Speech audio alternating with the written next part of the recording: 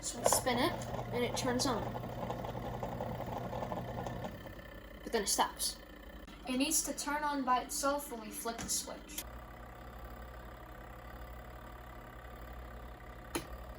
Hello, welcome back to another episode of Michael Fixing Things. Today we are on location somewhere in New York. We are fixing this laundry machine, TOREAD. I don't know the number because it's not written on the machine. And we can see that the dryer right here, if we turn it on, it works. So we're going to turn it off.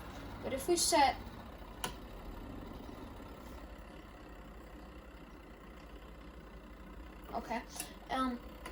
set this, which is our main problem right here, to spin, it's not turning if we turn it on.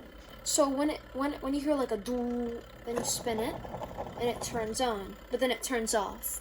And that's a problem right there, that it doesn't turn on by itself. It's just you have to kind of manually spin it, and it doesn't keep its momentum. Due to the fact that this is not spinning and it's not turning on by itself, it's most likely the problem because the capacitor might be shot. This capacitor is 22 micro and 450 volts, and we're going to see if we replace it, will it start spinning again. First things first, we have to unplug the power.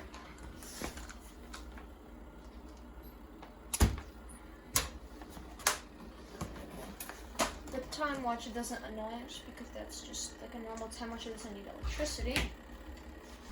First, we need to unscrew these screws,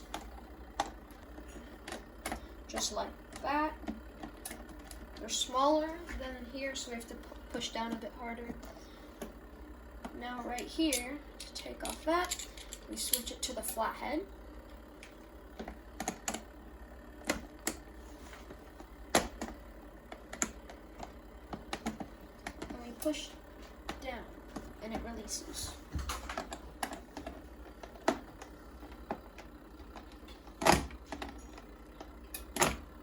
After we fished out where the capacitor is. It's a dual capacitor. And according to the diagram, the wash capacitor, which most likely isn't working, is connected to the yellow and red wire.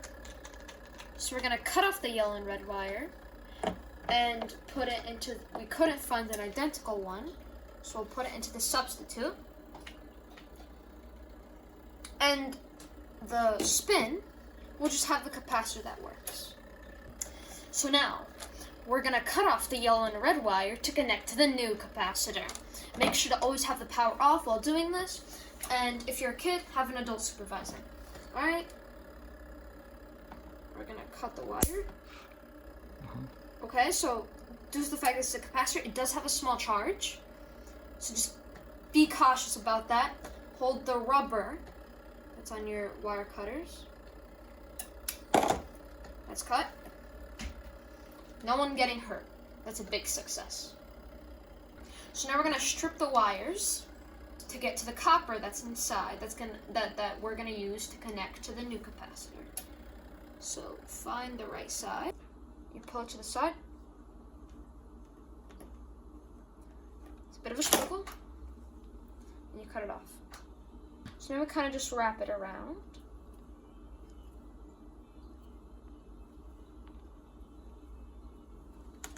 Next wire, same idea, like that.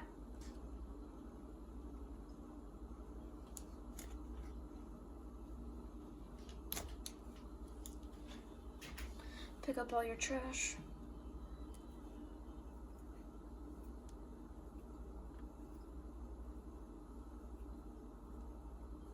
And there we go, we have snipped the wires.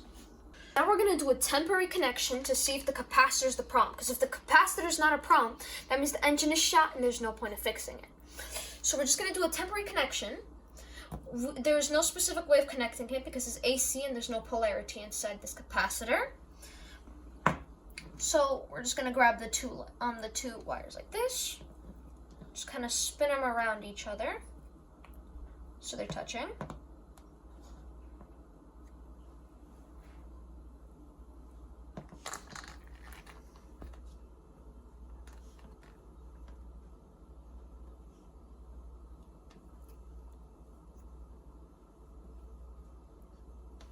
Okay, so now before we plug it in and test it, we're gonna wanna put these plastic caps on top of it, which are specifically made to make sure that if this electricity touches anything metal or us, it won't shock us.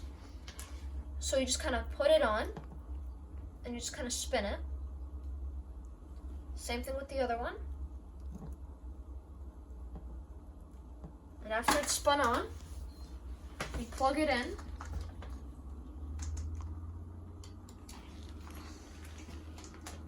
Plug it in.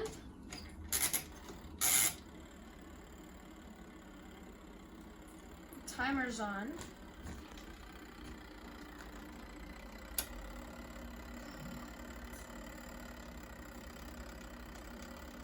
The hum turned on.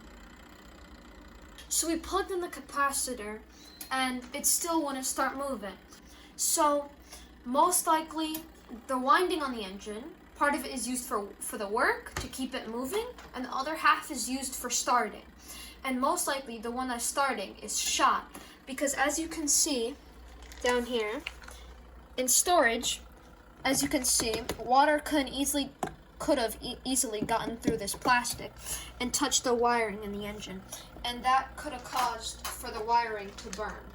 So most likely the engine is shot, and there's no point of fixing it because this is old, it's not the newest, and the engine's going to cost as much as a new one, so there's no point of fixing it.